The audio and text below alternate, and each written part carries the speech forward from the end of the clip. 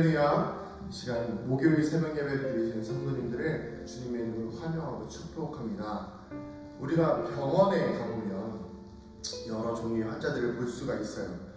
또 배가 아파서 왔다든지 그런 작은 질환의 환자들부터 해서 생명의 위협을 가할 수 있는 뇌라든지 뇌졸중이라든지 아니면 암이라든지 정말 목숨이 위태로워지는 그런 심각한 질병을 경험하는 사람들도 볼 수가 있습니다. 여러분, 그 두 사람 중에서 어떤 사람이 더 생명의 소중함을 경험할 수 있을까요? 당연히 목숨의 위협을 경험했던 사람입니다. 그분들은 살기 위해서 굉장한 노력을 했을 것이고, 이 생명의 가치와 또 생명이 얼마나 소중한지, 또 여러 가지 물질도 중요하겠지만 무엇보다도 생명이 가장 중요하다는 것을 깨달아 알았을 것입니다. 자, 그렇다면 그 이후에 그들의 삶은 어떠할까요? 물론 또한 여러 가지 방향들도 있겠지만 보통은 이 생명을 소중하게 여겼던, 정말 생명의 위협을 느꼈던 사람들이 인생을 더 소중하고 귀하게 살아가며 또 내게 주어진 환경과 상황 속에서 더 감사하며 살아가게 된다는 것입니다. 마찬가지로 오늘 말씀에 보면 예수님과 함께 바리새인과 예수님의 발에 향유를 부은 여인이 나오게 됩니다. 두 사람의 모습은 마치 조금 전에 말씀드렸던 병원에서 보는 환자들의 모습처럼 한 사람은 굉장히 큰 죄를 지은 죄인이었고, 또 한 사람은 작지만 작은 병을 가지고 있는 사람의 모습처럼 보입니다. 큰 질병을 가지고 있는 사람은 예수님의 발을 닦았던 여인이고, 그리고 정말 작은 질병을 가지고 있던 사람은 바리새인과 같다는 것입니다. 이 여인은 예수님께 너무 감사하여서, 자신을 구원하여 준 예수님께 너무 감사하여서 자신이 가지고 있는 모든 것을 쏟아부어 예수님의 발에 향유를 붓고 그것으로 머리털로 닦고 그의 발에 입을 맞추게 됩니다. 우리가 보통 이 모습을 보면서 굉장히 아름답다고 생각하고 예수님을 사랑하는 모습으로 볼 수가 있습니다. 그런데 이런 상황 속에서도 예수님의 모습을, 그 여인의 모습을 좋지 않게 생각하는 사람이 있었습니다. 바로 예수님을 자신의 집에 초대한 바리새인 시몬이었습니다. 이 시몬은 예수님께서 죄인들과 그런 질병이 있는 자들과 부정한 사람들과 어울리는 것에 대해서 굉장히 불편해했습니다.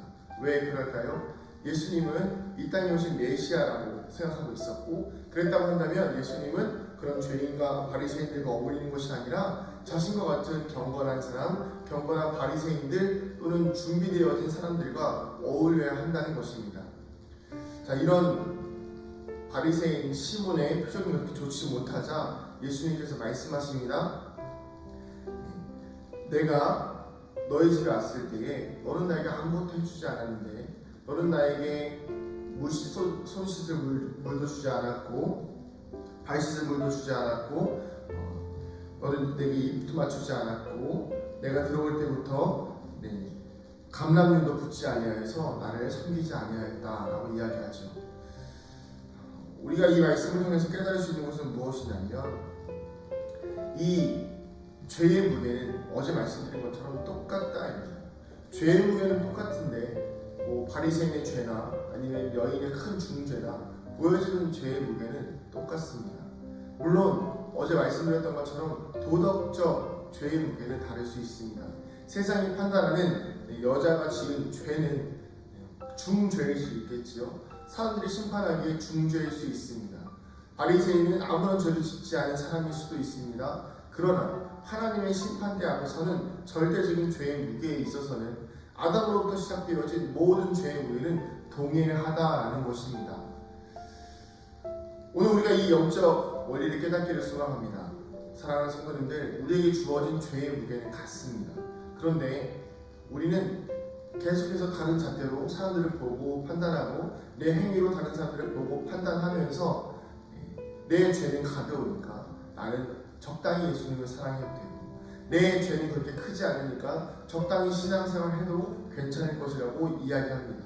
그러나 오늘 우리는 이 죄의 용서함을 받은 여인처럼 자신의 죄가 얼마나 크고 무거운지를 깨달아 알아야 하는 것입니다.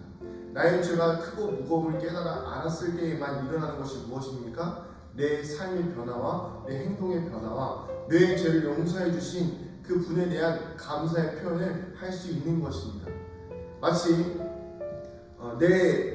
내가 배가 아파서 병원 갔을 때에는 하도 많이 가니까, 하도 자주 가니까 내 배를 고쳐주신 의사 선생님들이 누군지 잘 모를 수도 있습니다. 시간이 지나면 흘러 잊혀지게 됩니다. 그렇지만 예를 들어서 뇌수술을 했다든지 장이라든지 아니면 암수술을 했다든지 그런 병을 고쳐주신 의사 선생님 이름 기억할 수밖에 없지요. 왜 그렇죠? 정말 일생에 어쩌다 한 번, 많아야 두세 번을 경험할 수 있는 큰 병이기 때문입니다. 이 여인에게 있어서 예수님은 그런 존재였습니다. 용서받을 수 없는 자신을 용서해 주신 예수님. 그렇기 때문에 예수님께 최선을 다해서 자신에게 있는 것을 다 드려서 감사의 표현과 영광을 올려드렸던 것이지요. 오늘 우리의 삶 가운데에도 이런 죄인, 나 같은 죄인을 살려주신 예수님을 사랑하는 은혜가 있기를 소망합니다.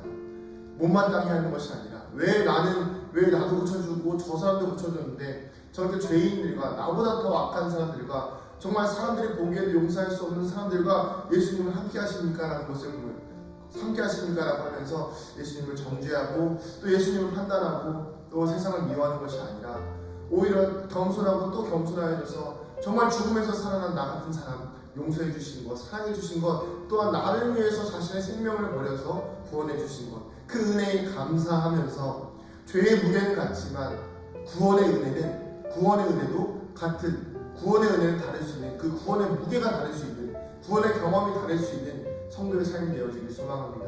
누구는 똑같은 구원을 받고도 불평불만할 때가 있습니다. 그러나 정말 예수님 앞에 겸손한 사람은 구원의 은혜 자체만으로도 정말 인생 가운데에서 큰 감사와 감격을 누리며 살아가는 것입니다. 오늘 하루의 삶이 그렇게 되어지기를 소망합니다. 주님의 은혜에 감사하고 주님의 은혜에 영광을 돌리며 주님의 은혜에 분명한 구원과 대속의 은혜에 오늘 하루 그것만으로 소망을 가지고 기대하고 기뻐하며 평안을 누리며 살아가는 거룩한 믿음의 성도들 되시기를 축복합니다. 기도하시겠습니다. 하나님, 우리 사랑하는 성도들의 삶과 인생들 속에서 예수님께서 구원해 주신 것, 그 은혜만으로도 우리의 모든 것을 드려 사랑해야 하고 섬겨야 될 분이심을 고백합니다. 하나님, 죄의 무게는 다르지 않습니다. 작은 죄나 큰 죄나 모든 영혼의 죄의 무게는 같습니다. 그러나 주님, 그 구원의 감격에 대한 은혜의 표현에 대한 무게는 다 다른 것 같습니다. 적게 표현하는 자들도 있고 최선을 다하여 감사하는 자들도 있습니다. 하나님, 우리 사랑하는 성도들이 주님 앞에 가장 큰 감사의 감격의 표현을 할 수 있는 이 향유를 부은 여인과 같은 주님께 영광을 올려드릴 수 있는 죄사함을 받은 구원의 감격을 드러낼 수 있는 거룩한 백성들 되게 하여 주시옵소서. 감사드리며 사랑이 많으신 예수님의 이름으로 축복하며 기도드립니다. 아멘.